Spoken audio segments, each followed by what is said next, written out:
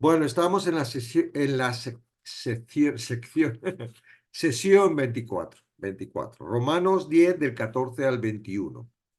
Estábamos viendo en la semana pasada, Pablo termina con una cita de Joel 2:32, en la que dice, y todo aquel que invocare en el nombre de Jehová será salvo. Ahí es donde dejamos el 13. El 14 y la sección que vamos a ver, en realidad lo que está haciendo Pablo es traer referencia sobre esta invocación. Es decir, cuál es el orden para que una persona pueda colocarse en el lugar para poder ser salvado, porque no porque yo invoque soy salvado, no. El invocar es el sitio donde la palabra me ha llevado, ¿verdad? Para que Cristo me pueda salvar. Eso sería lo correcto. Entonces, bueno, pues lo hace y empieza con una serie de preguntas. Dice, ¿cómo pues invocarán aquel en el cual no han creído? ¿Y cómo creerán en aquel de quien no han oído? ¿Y cómo irán sin haber quien les predique? ¿Y cómo predicarán si no fueren enviados? Las cuatro preguntas retóricas está utilizándolas Pablo para explicar cómo una persona puede llegar al sitio donde Cristo le puede salvar. Lo que pasa es que está puesto al revés. Está puesto del final al principio. El envío de predicadores, la predicción, la predicación, la escucha del mensaje de Cristo, creer en Cristo y la invocación del nombre del Señor, sería el proceso para colocarme en un sitio donde Cristo puede escogerme. Mientras que yo no escuché el Evangelio, yo no puedo creer. Si yo no creo, Él no me puede escoger, ¿ok? No me escoge sin creer. Entonces, aunque muchas personas indican que en estos párrafos se está hablando del pueblo de Israel, en realidad es el mismo proceso en toda la humanidad y en todos los tiempos. Dios es el mismo, es decir, no es un proceso para el pueblo de Israel, es un proceso para cualquier persona. Para poder ser salvo, tengo que oír el Evangelio. Para oír el Evangelio tiene que haber una persona que me predique. Para ver una persona que predique, tiene que ser enviado por Cristo.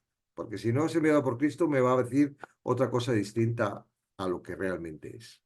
Entonces, como está escrito, cuán hermosos son los pies de los que anuncian la paz, de los que anuncian las buenas nuevas. El texto está sacado de Isaías 52:7 y cumple dos propósitos. Muestra la necesidad de la predicación de las buenas nuevas para alcanzar la salvación. Está diciendo, bienaventurado y qué hermosos los pies. Es decir, se necesitan humanos. Dios ha decidido que nosotros participemos. Él vino, Jesucristo, Él se fue. Ahora la iglesia es el cuerpo de Cristo, somos nosotros los que estamos, ¿verdad?, predicando esa palabra que se necesita. Dice que cuán hermosos son los pies que anuncian la paz. No es que seamos hermosos, somos usados. Está la misericordia de Dios, que nosotros como cuerpo de iglesia, como cuerpo de Cristo, somos usados por Él para este trabajo de predicar el Evangelio. Y la segunda cosa que dice es que esta predicación es necesaria, se necesaria ser realizada por humanos comisionados y dirigidos por Él. ¿Okay? Dice, los que anuncian la paz de los que anuncian buenas nuevas. Entonces, humanos enviados y dirigidos, ¿verdad?, por Él mismo, en Cristo. Mas no todo obedecieron el Evangelio, pues Isaías dice, Señor, ¿quién ha creído a nuestro anuncio? Vemos que el verbo está en pasado, mas no todo obedecieron, como diciendo, ya está, no obedecieron. No, en realidad esto es una estrategia, o es una forma para ver que para poder obedecer, primero tengo que escuchar. No se trata de que yo sea obediente y al no ser obediente no escuche. No, no obedecieron. ¿Por qué no obedecieron? Porque escucharon. Entonces, por eso no obedecieron. Escucharon y no obedecieron. Está en pasado porque primero está la acción del escuchar sería en presente y la de pasado. No obedecieron. Escucharon, no obedecieron. Pero en realidad esto es un proceso constante que estamos viendo constantemente en la vida todavía, ¿verdad? El llamado llega al escuchar el Evangelio a través del predicador. Muchos son los llamados. El llamado llega al escuchar del predicador el Evangelio. La selección actúa en aquellos que han creído. Es decir, el predicador llama, los que han creído son preparados, digamos, por la palabra, y es la palabra para la selección. Muchos son los llamados, pocos los escogidos. Es decir, podemos decir que de los que no son elegidos son porque han rechazado, no han obedecido el Evangelio. No es un problema de que Dios escoja a algunos y a otros no. Es un problema de que Él escoge a todos aquellos que no han rechazado, que han obedecido el Evangelio. Obedecido el Evangelio, ¿qué es? No rechazarlo, porque ¿cómo obedezco el Evangelio? Él es el que muere, es el que resucita, Él es el que hace las cosas. Obedecer a eso, ¿qué significa? Obedecer es no rechazar, no ponerme a hacer obras, a hacer cosas y para demostrar que bueno es Dios conmigo, yo tengo que compensarlo con... No. Entonces, la obediencia tiene que ver con entender quién soy, que no puedo hacer absolutamente nada, ahí obedezco, ¿no? Y entiendo que Él es el que va a salvarme, porque ya lo ha hecho para escogerme. No es por creer por lo que alcanzamos la salvación. No es por creer por lo que alcanzamos la salvación. Claro, esto suena como diciendo, ¿qué estás diciendo? Espera. Sin embargo, es imposible ser escogido si rechazas las buenas nuevas.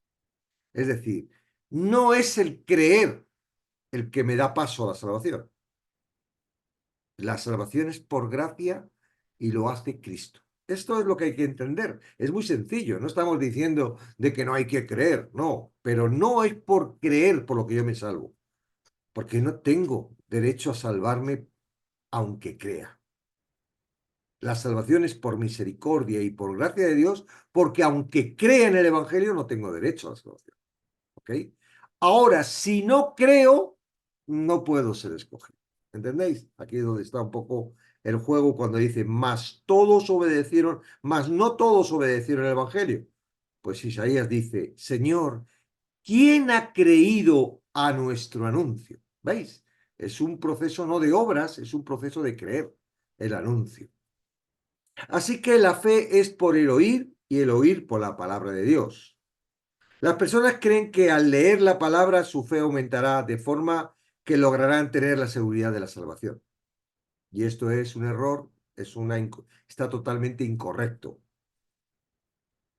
No lo dice este texto así, dice, la fe que llega en el nuevo nacimiento por gracia la da Dios. No se está hablando de nuestra fe, está hablando de que a través de oír, Él puede, Él me da la fe. Ahora, yo para oír necesito haber nacido, porque bajo una estructura de muerte espiritual no escucho. Por eso dice que es la palabra la que me hace oír. Es la palabra la que me hace nacer. Al nacer oigo. Y no porque oiga me va a venir la fe. Ya está la fe. Pero ya el oír es la evidencia de estar en la salvación. Es la evidencia de haber nacido de nuevo. Mientras que yo no oigo, estoy todavía muerto. Tengo que volver a nacer y a través del Espíritu Santo escucho a Dios. Mientras tanto, estoy separado. No puedo. El Espíritu Santo me está convenciendo a mí, pero, pero no estoy escuchando a Dios. No tengo la seguridad de la salvación. No, me está diciendo, eres un pecador. No tienes derecho a vivir, tu condición es para morir eternamente. Y después me convence, pero es que Cristo ha venido para resolver eso. Por eso lo que tú tenías que pagar, lo ha pagado Cristo en la cruz. Y me está convenciendo en cuanto a que, aunque yo soy pecador, aunque yo no tengo arreglo, Cristo, el Evangelio, Cristo, vino para resolver ese problema que yo tenía. Y después de justicia, no, de justicia y de juicio. Y luego me dice, mira, el enemigo está vencido, va a seguir machacándote, va a seguir intentando, pero ya está vencido. Entonces es un convencimiento. Cuando ya me ha convencido, tengo una posición que yo no sé cuándo llega, pero que llega a través de él, el Espíritu Santo, a través de la palabra. Todo este es un proceso que la palabra tiene que ir. Y por eso la palabra es la que te hace oír. ¿Ok? La palabra es la que actúa. No porque yo la oiga, porque yo la estudie, porque yo la entienda. Es Cristo, es Dios. Pero es a través de la palabra, ¿vale? No es a través del pensamiento, no es a través de la seguridad, es que no es a través de un predicador, es a través de la palabra. Es lo que ha estipulado Dios. Nadie puede escuchar a Dios si no es a través del Espíritu Santo, que llega cuando ya se es salvo. ¿Qué está diciendo el versículo? Está diciendo esto. La palabra de Dios es la que actúa en las personas, el Evangelio de Jesucristo. Esto nos hace renacer y al suceder esto podemos escuchar a Dios. Es su fe la que actúa, no nuestra fe. ¿Ok? Pero digo, ¿no han oído? Antes bien, por toda la tierra ha salido la voz de ellos y hasta los fines de la tierra sus palabras. Esto es porque se hacen de nuevas. No, yo no he escuchado eso, yo no. ¿Cómo que no? Y entonces Pablo utiliza la palabra, ¿cómo que no?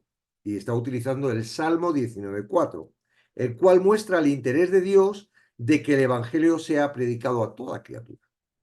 Ya en el Salmo ya estaba diciendo la necesidad, ¿no? No es que ya haya sido predicado en todo el mundo, o dice, no ha sido, antes bien por toda la tierra ha salido la voz de ellos, ¿no? O sea, parece como que ya estaba predicado en la época de Pablo el Evangelio de todos ellos. No es que haya sido predicado en todo el mundo. Es más, se puede garantizar que muchos de los que han escuchado el Evangelio no han escuchado el verdadero Evangelio, ¿eh? Y hay el testimonio de una chiquita, hace mucho que no la vemos, yo la sigo de vez en cuando en YouTube, de Perú, que fue a la selva, ¿verdad? Que tantos, a los indígenas de la selva de Perú ya conocen a Jesucristo y están en la iglesia, y lloraba de ver lo que les habían predicado a esos pobres indígenas. Estaban en las obras, con una condenación terrible. ¿Ok? Entonces, ¿qué evangelio se ha predicado? Por eso digo que todavía queda un montón. No es el evangelio, es otra cosa, es las fake news, como yo lo digo. ¿Ok? Entonces, eh, como indica Pablo en Gálatas, ¿no? Que no hay nada más que un evangelio y si predica otro es anatema, es maldito. Esto no quiere decir que las personas no vayan a tener la posibilidad de escucharlo. Esto es un trabajo del Espíritu Santo, ¿verdad? Y Él es poderoso para realizarlo. No, no depende de nosotros, eso depende de Él y Él es una responsabilidad suya. No es una responsabilidad de los humanos que se tengan que organizar. Él lo puede hacer. Él hace el tanto, ¿cómo es? La palabra esta dice, el creer como el hacer. O sea, es él el que lo hace. No es una cosa que... Hay muchas personas que están atentos a lo que el Espíritu Santo quiere y lo están haciendo. ¿Ok? Y aún así dice que si nosotros no hablamos él hará hablar piedras, o sea que no depende tampoco de nosotros, aunque ha decidido, y lo estamos viendo, que esto sea un trabajo de colaboración y que nosotros seamos usados para este medio en el fundamento de Cristo. Somos el cuerpo, ¿verdad? Pues tenemos una función, no solo para estar a gustito salvos en Cristo. Aún en la tierra tenemos, por eso dice, Cristo padeció y tuvo penalidades, nosotros ahora en la tierra estamos en las mismas condiciones que Jesucristo. No tenemos que morir porque ya ha muerto Él por el pecado, pero seguimos con las mismas penalidades de la tierra por por las circunstancias en las que está la tierra de pecado, ¿verdad? Bien, entonces dice, también digo, ¿no ha conocido esto Israel? Primeramente, Moisés dijo, yo os provocaré a celo con un pueblo que no es pueblo, con pueblo insensato os provocaré a ira. Ahora la cita es de Deuteronomio 32:21, donde ya fue dicho la reacción de Dios por el rechazo del pueblo de Israel.